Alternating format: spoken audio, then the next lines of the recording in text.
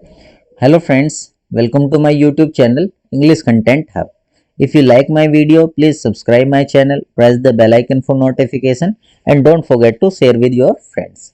तो फ्रेंड्स आज हम एक नए कॉन्सेप्ट के बारे में बात करेंगे जिस कॉन्सेप्ट का नाम है पॉजेसिव एडजेक्टिव और पॉजेसिव प्रोनाउन। ठीक है, तो आज की हम इस वीडियो में समझेंगे कि पॉजेसिव एडजेक्टिव क्या होता है और पॉजेसिव प्रोनाउन क्या होता है, इसका हम कहाँ पर यूज करते हैं, इसका हम इंग्लिश में कैसे कैसे यूज कर सकते हैं ना, कि किन किन जगहों पर हम इसका यूज कर सकते हैं। आज हम इस बारे में बात करेंगे।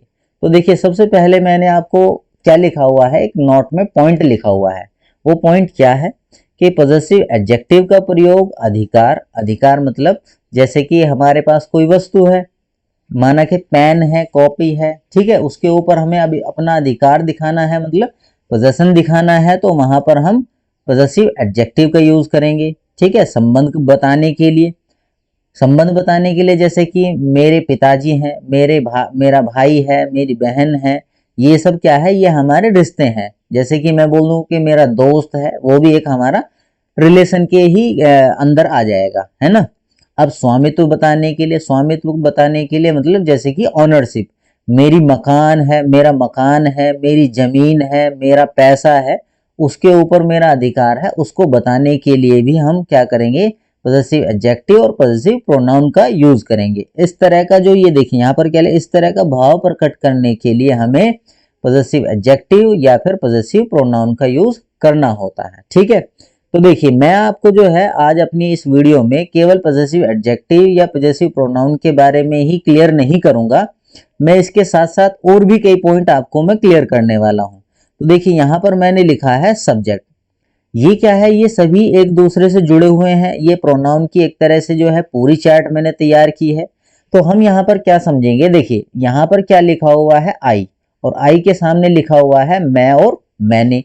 तो यहाँ पर मैं आपको क्या समझाना चाह रहा हूँ, मतलब इससे जो मैंने यहाँ पर लिखा हुआ है, तो मैं आपको ये बताना चाहता हूँ इस वाली बात से कि जब हिंदी में मैं या मैंने लिखा हुआ है और इंग्लिश में हमें उसको एक सब्जेक्ट के तौर पर यूज करना है, तो हमें इंग्लिश में उसके लिए एक शब्द यूज करना पड़ेगा जिसको हम क्या कहेंगे, आई। ठीक है, मुझे उम्मीद है कि आपको बात समझ में आ गई है।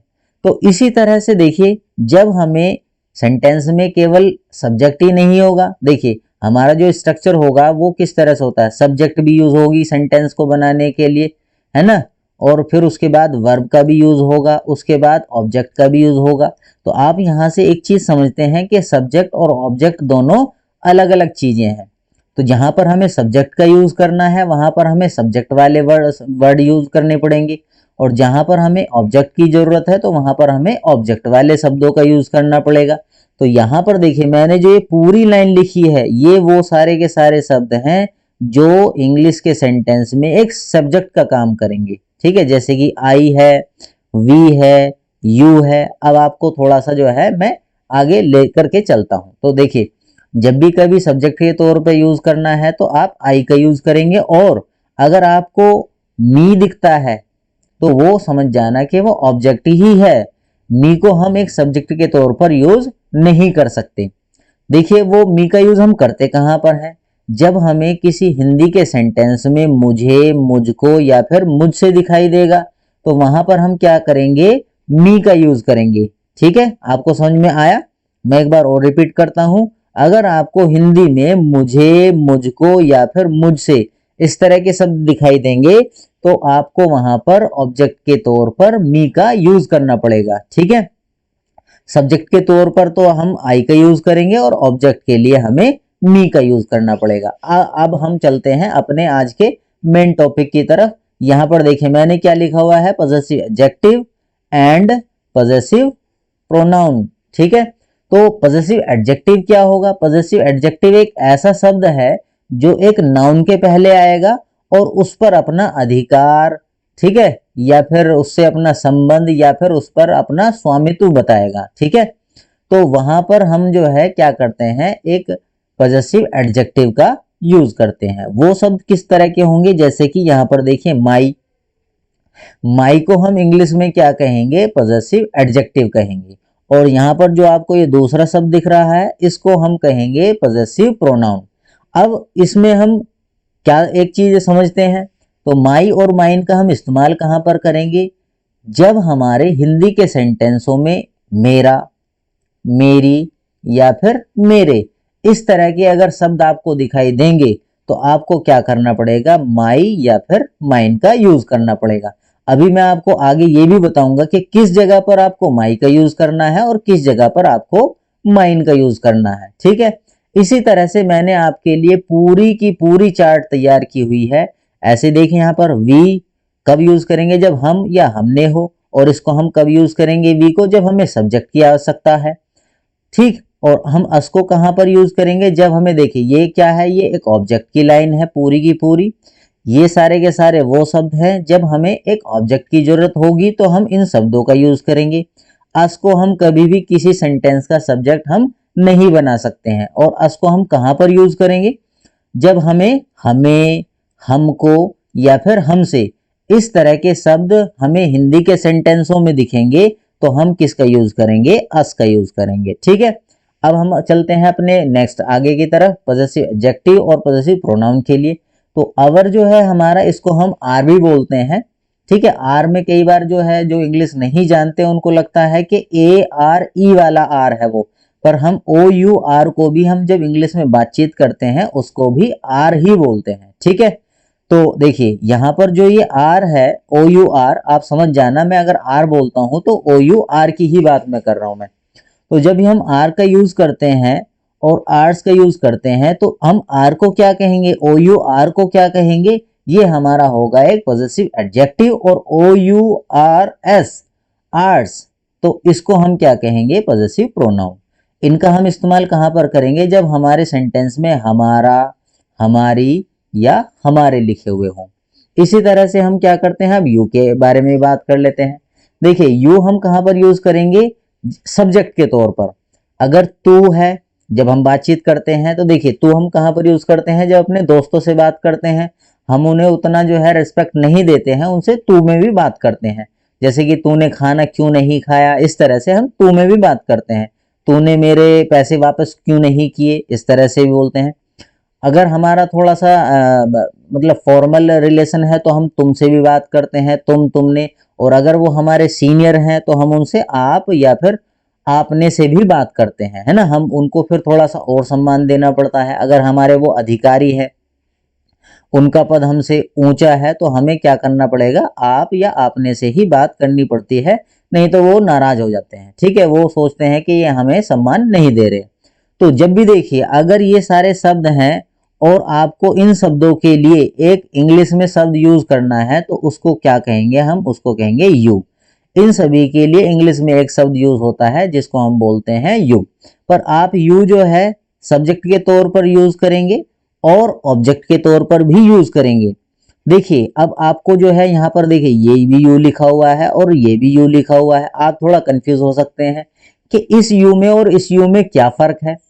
तो इनमें क्या फर्क है, ये वाला यू है, ये जब सब्जेक्ट की जरूरत होगी, ठीक है। लिखने में तो एक ही जैसा है, पर हम इनको ये बोल सकते हैं जब सेंटेंस के शुरुआत में आएगा ये, तो ये सब्जेक्ट होगा, है ना। इस यू को हम क्या नाम देंगे, सब्जेक्ट का नाम देंगे। अगर देखिए सब्जेक्ट और वर्ब और उसके बाद में हमारा क्या इस्तेमाल होता है, ये हमारा सेंटेंस का जनरल स्ट्रक्चर होता है ना, जो जिससे हर सेंटेंस बनता है। तो अगर हमारा यहाँ पर देखिए हमने सेंटेंस के शुरुआत में यूज किया है तो हम उस यू को सब्जेक्ट कहेंगे। अगर हमारा कोई यू है और वो वर्ब के बाद आएगा तो उसको हम क्या कहेंगे, ऑब्जेक्ट। अब इनके हिंदी के भी शब्दों में फर्क है।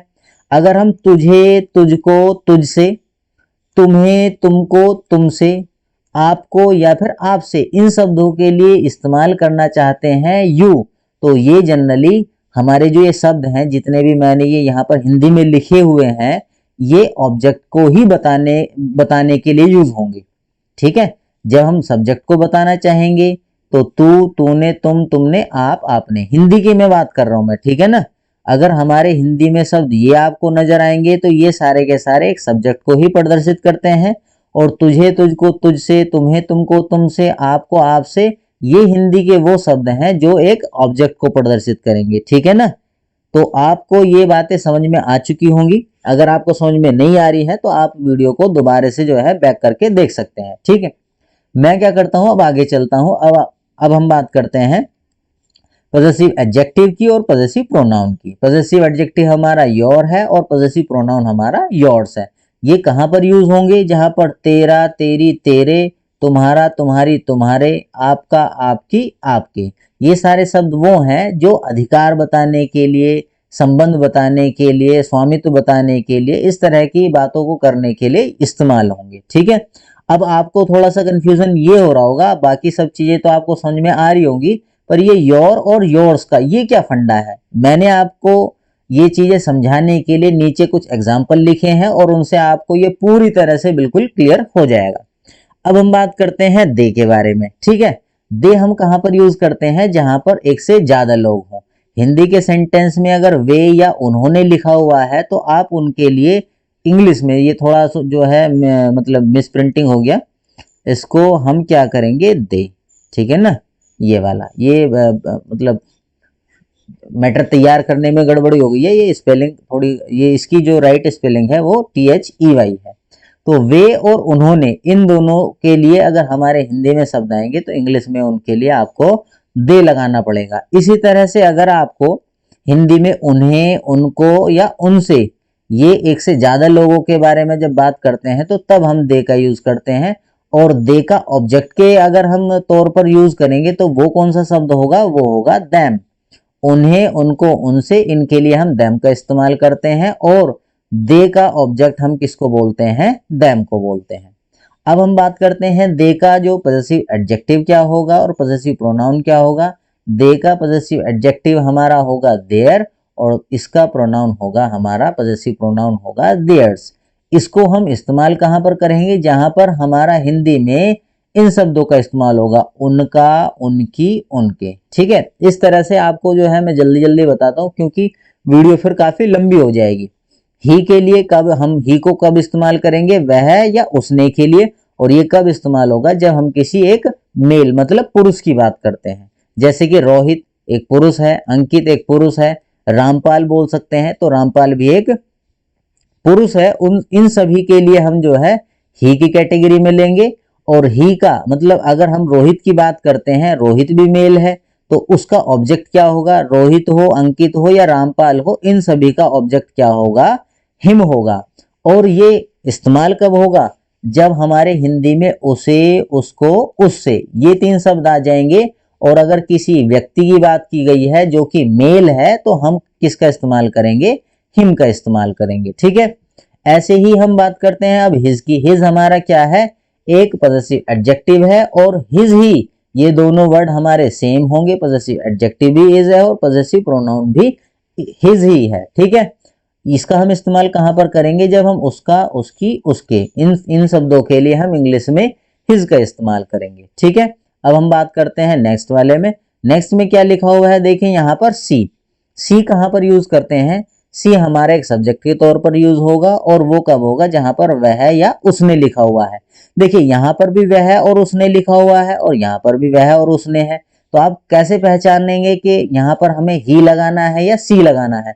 तो आपको क्या समझना है, अगर वो एक लड़की है, फीमेल है, महिला है तो आपको सी का यूज करना है। देखिए यहाँ पर लिखा हुआ है मैंने, फीमेल है तो उसके लिए सी का इस्तेमाल करेंगे और अगर मेल है तो उसके लिए ही का इस्तेमाल करेंगे, ठीक है। जैसे कि मैंने कुछ नाम लिखे हैं, रीना फीमेल है, चंपा, चंपा भी फीमेल है, नेहा, नेहा भी फीमेल है। इन सभी फीमेल्स को बताने के लिए हम सी का यूज करेंगे और ये लड़कियों के लिए इस्तेमाल होगा। अब अगर हमें सी का ऑब्जेक्ट बताना है तो सी का ऑब्जेक्ट क्या होगा? वो होगा हर। इसको हम इस्तेमाल कहां पर करते हैं? जब हमें हिंदी में ये शब्द मिलेंगे। देखिए उसे, उसको, उससे, इन शब्दों के लिए हमें कब, मतलब उन शब्दों के लिए जो ये मैंने लिखा है उसे, उसको, उससे, इन शब्दों के लिए हमें हर यूज करना पड़ेगा। और इसका यूज हम कब करेंगे? जब एक फीमेल की बात है। देखिए यहाँ पर शब्दों को अगर आप ध्यान से देखेंगे, उसे, उसको, उससे, यहाँ पर भी उसे, उसको, उससे, इनों में कोई भी फर्क नहीं है। तो फर्क है तो वो केवल एक चीज का, कि अगर एक लड़की है तो हर है और अगर एक लड़का है तो हिम है। अगर एक लड़का है तो ही है और एक लड़की है तो सी है। इसी तरह से हम इनके पॉजेसिव एडजेक्टिव और पॉजेसिव प्रोनाउन के बारे में बात करते हैं। अगर एक लड़की है तो उसका हमारा पॉजेसिव एडजेक्टिव होगा हर और उसका पॉजेसिव प्रोनाउन होगा हमारा हर्स। इनका देखिए यहाँ पर भी क्या है, उसका, उसकी, उसके, यहाँ पर भी वही शब्द है, उसका, उसकी, उसके। इनों में केवल और केवल फर्क है तो केवल मेल और फीमेल का। मेल के लिए अलग शब्दों का इस्तेमाल करेंगे और फीमेल के लिए हम अलग शब्दों का इस्तेमाल करेंगे, ठीक है। अब देखिए यहाँ पर हम बात करते हैं लास्ट वाला जो हमारा है इट। इट को हम किस में काउंट करेंगे? देखिए जब कोई ऐसा मतलब किसी ऐसे के बारे में बात करते हैं जिसको हम मेल या फीमेल ना बोल सकें तो उसके लिए हम किसका बात करते हैं, उसके लिए हम किसका इस्तेमाल करते हैं? इट का इस्तेमाल करते हैं। तो हम हिंदी में कौन से शब्द है जहां पर हमें इट का इस्तेमाल करना पड़ेगा? वो है यह या फिर इसने। अगर आपको हिंदी के सेंटेंसों में यह या इसने दिखाई दे और उनको हम एक सब्जेक्ट के तौर पर यूज करते हैं तो आपको इंग्लिश में इट का यूज करना पड़ेगा। इट का जो ऑब्जेक्ट है यहाँ पर देखिए, इट का ऑब्जेक्ट भी इट ही होगा। दोनों जो है सब्जेक्ट और ऑब्जेक्ट सेम है, लेकिन फर्क क्या है? अगर हम हिंदी के बारे में या हिंदी के हिसाब से बात करें तो इट कब इस्तेमाल होगा? ये ऑब्जेक्ट वाला जब होगा इसे, इसको, इससे। और ऑब्जेक्ट मैं बता ही चुका हूं, देखिए सबसे पहले सब्जेक्ट है, सब्जेक्ट के तौर पर इट का इस्तेमाल कर रहे हैं तो वो हमारा किसके, देखिए वो हमारा वर्ब के पहले आएगा। यहाँ पर जो है अगर इट का यूज करते हैं तो वो हमारा सब्जेक्ट के तौर पर यूज है, ठीक है। और अगर वर्ब के बाद किसी इट का यूज किया है हमने तो वो क्या है? वो ऑब्जेक्ट है, ठीक है। अगर हमने यहाँ पर इस इट का इस्तेमाल किया है तो वो ऑब्जेक्ट है, ठीक है। तो आप इससे पहचान सकते हैं कि ये वाला इट सब्जेक्ट है और ये वाला इट ऑब्जेक्ट है, सब्जेक्ट, ठीक है। मुझे लगता है ये आपको समझ में आ चुका है। अब बात करते हैं हम इट्स। इट्स हमारा जो है पॉजेसिव एडजेक्टिव है, उसको हम इसका, इसकी और इसके के लिए इस्तेमाल करते हैं।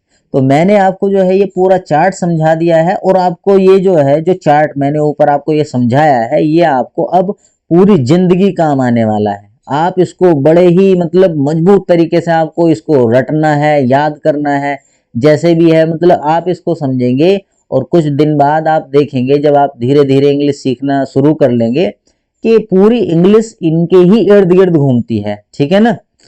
तो मैंने आपको ये समझाया है, अगर आपको नहीं समझ में आया है तो आप वीडियो को एक बार फिर दोबारा से जो है रिपीट करके देखना तो आपको जरूर समझ में आएगा। अगर फिर भी समझ में नहीं आता है तो आप मुझे कमेंट करना, मैं उसका जरूर जवाब दूंगा, ठीक है। कि कोई पॉइंट समझ में नहीं आया तो उसको जरूर बताना आप, है ना, कमेंट जरूर करना। तो देखिए मैंने आपको जो ऊपर समझाया है उसके लिए यहाँ पर कुछ सेंटेंस लिए हैं जिससे आपको ये पॉइंट बिल्कुल क्लियर हो जाएंगे, ठीक है ना। देखिए मैंने यहाँ पर नोट में एक बात लिखी है, पॉजेसिव एडजेक्टिव के साथ किसी नाउन का प्रयोग किया जाता है। देखिए कभी भी, जैसे कि मैं एक एग्जांपल लेता हूं, माई। माई कभी भी खाली नहीं आएगा, उसके बाद किसी ना किसी नाउन का आना जरूरी है। माई बिना नाउन के यूज हम नहीं कर सकते हैं, ठीक है। तो ये हमारा पॉजेसिव एडजेक्टिव के साथ किसी नाउन का प्रयोग किया जाता है, लेकिन पॉजेसिव प्रोनाउन के साथ किसी भी नाउन का प्रयोग नहीं किया जाता है। अगर हम बात करते हैं किसकी, माइन की, MINE, माइन, इसको हम क्या बोलते हैं? पॉजेसिव प्रोनाउन बोलते हैं माइन को, और इसको, माई को हम क्या बोलते हैं? Possessive adjective. इसको पॉजेसिव एडजेक्टिव क्यों बोलते हैं? क्योंकि इसके बाद में एक नाउन आएगी और उसकी क्वालिटी बताने के लिए, या फिर नाउन से पहले आने वाला जो शब्द है ये अगर क्वालिटी बताएगा या उसके बारे में कुछ जानकारी देगा तो हम इंग्लिश के नियमों के अनुसार उसको हम पॉजेसिव एडजेक्टिव कहेंगे, ठीक है। तो देखिए अब हम क्या करते हैं, इनके एग्जांपल्स को लेंगे और इनके बारे में। आप सेंटेंस तो बनाना जान ही चुके हैं थोड़े थोड़े, तो मैंने क्या किया है यहाँ पर इनकी ट्रांसलेशन, मतलब जो इनका इंग्लिश है वो भी मैंने साथ ही साथ लिख दिया है। मेरा जो मेन पॉइंट है आज की इस वीडियो में, मुझे आपको इस वीडियो में समझाना है पॉजेसिव एडजेक्टिव और पॉजेसिव प्रोनाउन। देखिए यह मेरी गाय है, इसकी इंग्लिश क्या बनेगी? दिस इज माई काउ, ठीक है, इसकी इंग्लिश ये है। तो आप यहाँ पर क्या समझते हैं? देखिए ये मेरी है, मेरी मैंने जो ऊपर की ये हमारी जो चार्ट है मैंने आपको उसमें बता दिया है कि मेरी के लिए हम इंग्लिश में क्या यूज करते हैं? माई यूज करते हैं। और अगर मेरा, मेरी, मेरे के बाद में कोई नाउन है तो उसको इसके बाद में ही लिखा जाएगा। देखिए ठीक है ना, जैसे कि मैंने अभी आपको बताया था माई के बाद, देखिए ये वाला देखिए यहाँ पर माई है तो उसके बाद तुरंत एक नाउन आएगी ही आएगी। ठीक है, मतलब ये है कि पॉजेसिव एडजेक्टिव जो होते हैं उनके बाद एक नाउन का आना बिल्कुल जरूरी है। तो यहाँ पर मैंने लिखा हुआ भी है कि यहाँ पर जो ये माई है इसको हम क्या कहेंगे, पॉजेसिव एडजेक्टिव कहेंगे। ठीक है ना, क्योंकि एक नाउन के पहले आता है। तो यह मेरी गाय है तो इसकी इंग्लिश क्या बन जाएगी, दिस इज माई काउ। तो मैंने यहाँ पर माई का आपको इस्तेमाल बता दिया है। अब देखिए मैंने माई का तो बता दिया, अब मैं बात करता हूँ दूसरे सेंटेंस में। हम अगर जो है यह मेरी गाय है इसको ना बोलना चाहें, अगर इस तरह से बोलें कि यह गाय मेरी है। अब आप इसमें एक चीज ध्यान देंगे, यहाँ पर जो मेरी है इसके बाद तो कुछ नहीं है, मतलब ये तो खाली है। इसके बाद कोई क्या है, इसके बाद कोई नाउन थोड़ी है, नहीं है ना। तो ये तो हमारा क्या है, ये खाली है। यहाँ पर मेरी के बाद में क्या है, एक नाउन है, मतलब गाय है। तो इसके लिए आपको समझना पड़ेगा कि अगर हम मेरा मेरी मेरे के बाद कोई नाउन का यूज नहीं करते हैं तो वहां पर हमें इंग्लिश में पॉजेसिव एडजेक्टिव का इस्तेमाल नहीं करना है, वहां पर हमें एक पॉजेसिव प्रोनाउन का यूज करना है। तो यह मेरी गाय है, तो इसके लिए देखें यह गाय, तो यह गाय को हम इंग्लिश में क्या कहेंगे, दिस काउ इज माइन। अब हमने इसको यहाँ पर जो माइन को इस्तेमाल किया है इसको हम कहेंगे पॉजेसिव प्रोनाउन। प्रोनाउन क्यों कहेंगे, क्योंकि हमने इसके साथ नाउन का लोप कर दिया है, मतलब नाउन को हाइड कर दिया है। तो इसको ऐसे लिखेंगे, देखिए this cow is my cow. तो बड़ा अजीब लगेगा ना, काउ का जो है यहाँ पर क्या होगा, फिर रिपीटेशन होगा। और रिपीटेशन रोकने के लिए, किसी नाउन की रिपीटेशन रोकने के लिए ही तो हम एक प्रोनाउन का यूज करते हैं। तो यहाँ पर हमने क्या किया है, पॉजेसिव प्रोनाउन का यूज किया है। तो ऊपर के जितने भी मैंने आपको ये दिखाए हैं इन सभी के मैंने कुछ कुछ सेंटेंस बनाए। देखिए यहाँ पर भारत हमारा देश है, मैं आपको क्या सिखा रहा हूं मैं कि इनका इस्तेमाल कैसे करते हैं, हमारा का इस्तेमाल कैसे करेंगे। तो इंडिया, भारत हमारा देश है तो इसको हम क्या कहेंगे इंग्लिश में, इंडिया इज आर कंट्री। मैंने इसको बताया है कि OUR को हम इंग्लिश में आर भी बोलते हैं, जब हम बातचीत करते हैं तो इसकी जो है आवाज आर की आएगी। ठीक है, अगर आप नहीं बोल सकते हैं तो इसको अवर भी बोल सकते हैं, कोई नहीं, आपको जो भी बोलना है बोल लेना। ठीक है, तो इंडिया इज आर कंट्री।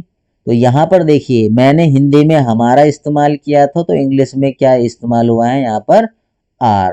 तो हमारा की इंग्लिश क्या होगी, आर। यहाँ पर क्या है, ये एक पॉजेसिव एडजेक्टिव है क्योंकि इसके बाद में एक नाउन का इस्तेमाल हुआ है। इसको भी मैंने देखिए दूसरे तरह से बनाया है, यह देश हमारा है तो इसको क्या कहेंगे हम, this country is ours. Ours का मतलब है कि इसमें हमारी जो कंट्री है इसका लोप हो चुका है, मतलब इसको हमने हाइड कर दिया है। तो इसको अगर हम वैसे बोलना चाहे तो कैसे कहेंगे, this country is our country. तो हमने क्या कहा कि हमें रिपीटेशन रोकना है नाउन का, तो रिपीटेशन रोकने के लिए ही तो हम प्रोनाउन का यूज करते हैं। तो यहाँ पर देखिए इसके साथ हमारी जो कंट्री है वो नहीं लिखा हुआ है, तो इसीलिए हम इसको क्या कहेंगे, पॉजेसिव प्रोनाउन कहेंगे। ठीक है, यह, अब हम बात करते हैं नेक्स्ट वाले की, यह तुम्हारी या आपकी जिम्मेदारी है। तो अब देखिए इसकी इंग्लिश क्या बनेगी, दिस इज। तो मैं आपको इसमें जो है, देखिए आपको मैं इसमें समझाना क्या चाहता हूं, मैं आपको ये समझाना चाहता हूं कि इस तरह के शब्द मेरा मेरी मेरे, हमारा हमारी हमारे, तुम्हारा या आपकी, इन शब्दों के लिए हम इंग्लिश में कौन से शब्द इस्तेमाल करते हैं वो मैंने क्या कर रखे हैं, रेड से हाईलाइट कर रखे हैं, ताकि आपको समझ जाए कि मैं आपको समझाना क्या चाहता हूं। तो मैं आपको ये समझाना चाहता हूं, तुम्हारी या आपकी अगर इंग्लिश में लिखा हुआ हो तो आपको उसके हिंदी में लिखा हुआ हो तो आपको उसके लिए इंग्लिश में योर का इस्तेमाल करना है। यह तुम्हारी जिम्मेदारी है तो दिस इज योर रेस्पॉन्सिबिलिटी। तो आप समझ चुके हैं, तुम्हारी या आपकी अगर लिखा हुआ है तो इंग्लिश में उसके लिए आपको योर का इस्तेमाल करना है। ठीक है, मैं आपको अब अगले सेंटेंस पर लेकर चलता हूं। यह जिम्मेदारी, देखिए यहां पर क्या है, जिम्मेदारी, ये जो हमारे शब्द थे आपकी जिम्मेदारी, अब मैंने जो है आपका ये या फिर तुम्हारा, इनके साथ से नाउन को हटा दिया है।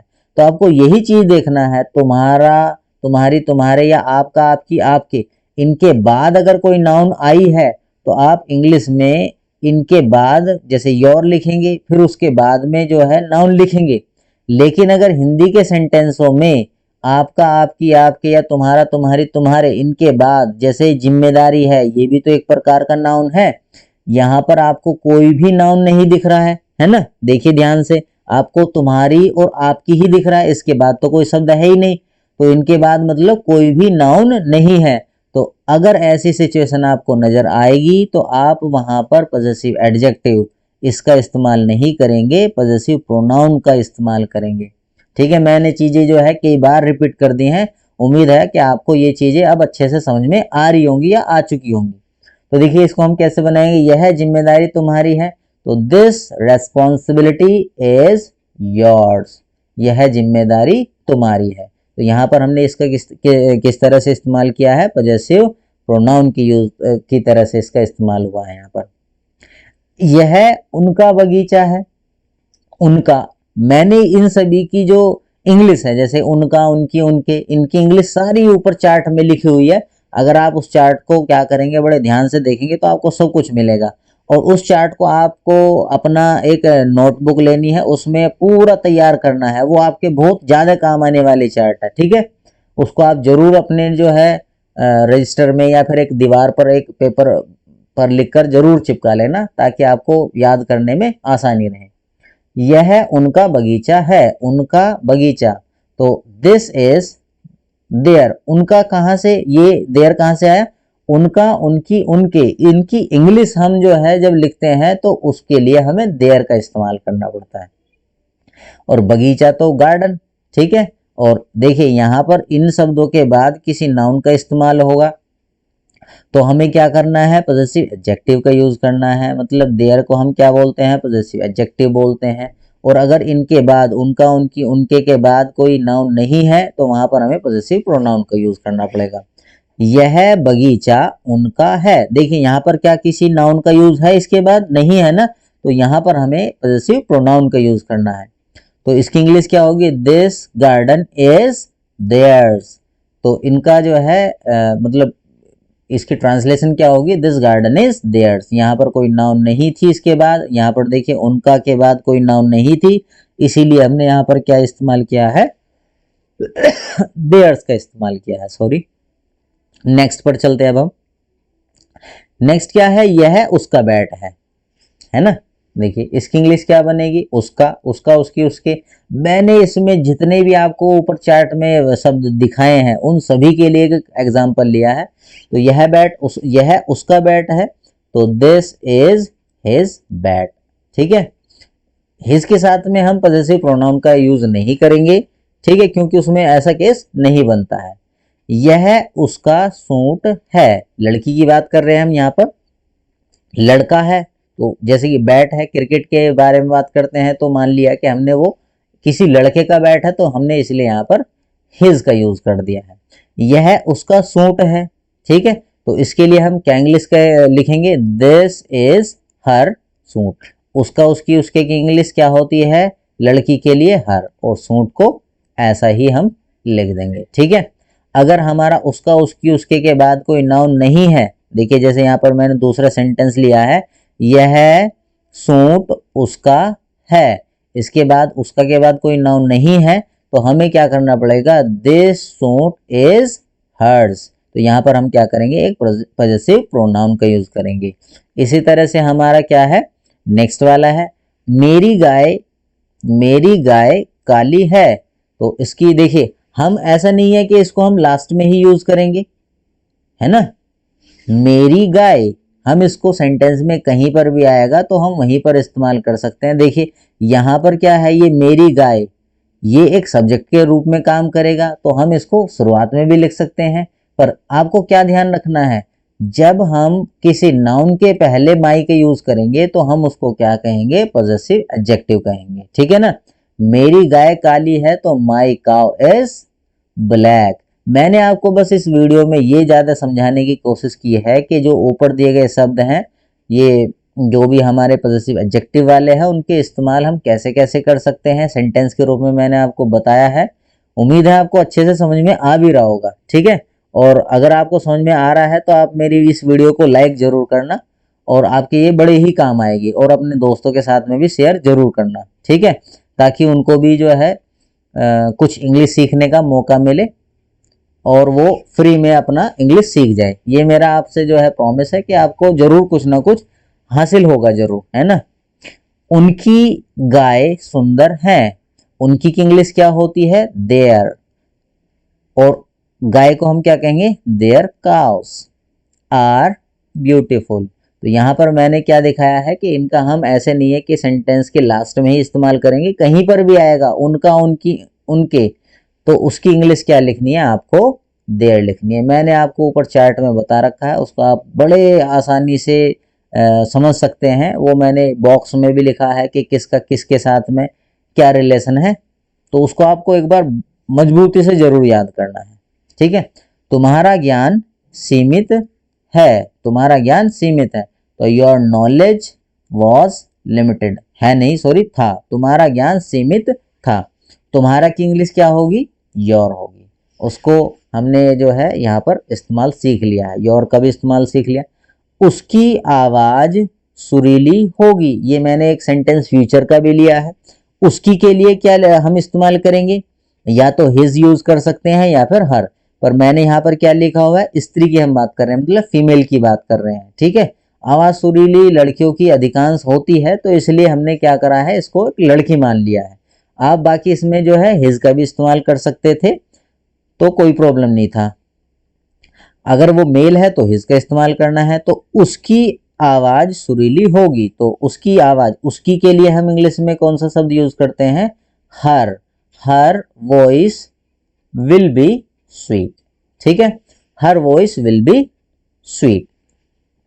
तो ये इसकी जो है मैंने आपको ट्रांसलेशन बताई है। अब देखिए, यह मेज है और यह इसकी टांग है, तो क्या देखिए, इसको भी हम ट्रांसलेट कर लेते हैं, इसकी, इसका, इसकी, इसके, इस इट वाला भी तो एक है ना केस, उसका भी मैंने एक सेंटेंस जरूर मतलब लिया है। तो देखिए इसको हम क्या करेंगे, दिस इज अ टेबल, यह मेज है, एंड, और यह इसकी टांग है, एंड इट इज इट्स। देखिए इसकी, इसका, इसकी, इसके, मैंने चार्ट में ऊपर बताया है कि इसके लिए हमें किसका यूज करना पड़ेगा, इट्स का। और जो भी है, टांग को हम क्या बोलते हैं, लेग, टेबल के जो पाए होते हैं उसको हम क्या बोलते हैं, लेग बोलते हैं। तो देखिए आज के लिए हम इतना ही रखते हैं, क्योंकि वीडियो काफी लंबी हो चुकी है। पता नहीं आप जो है इतनी वीडियो देख पाएंगे लंबी या नहीं देख पाएंगे, लेकिन पूरा कॉन्सेप्ट समझने के लिए आप जब कहीं ट्यूशन पढ़ने के लिए जाएंगे तो वहां पर भी आपको 1 घंटा देना पड़ता है।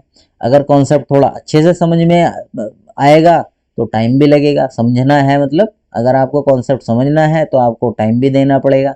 अगर मैं जल्दी जल्दी बताऊंगा तो फिर आपको उतना अच्छे से समझ में नहीं आएगा। तो आज के लिए हम इतना ही रखते हैं। अब मैं आपको अगली वीडियो में बताऊंगा अपना, अपनी, अपने का यूज कैसे करते हैं, कहाँ पर करते हैं, ठीक है। तो इसके बारे में मैंने अभी और कुछ भी तैयार किया हुआ है, वो मैं आपको अगली अगली वीडियो में समझाऊंगा। तो आज के लिए हम इतना ही रखते हैं। तो that's all for today, we will meet in the next video, till then bye bye. तो आप मेरी इस वीडियो को जरूर अपने दोस्तों के साथ में शेयर जरूर करना अगर आपको अच्छा लगता है और समझ में आता है। Thank you.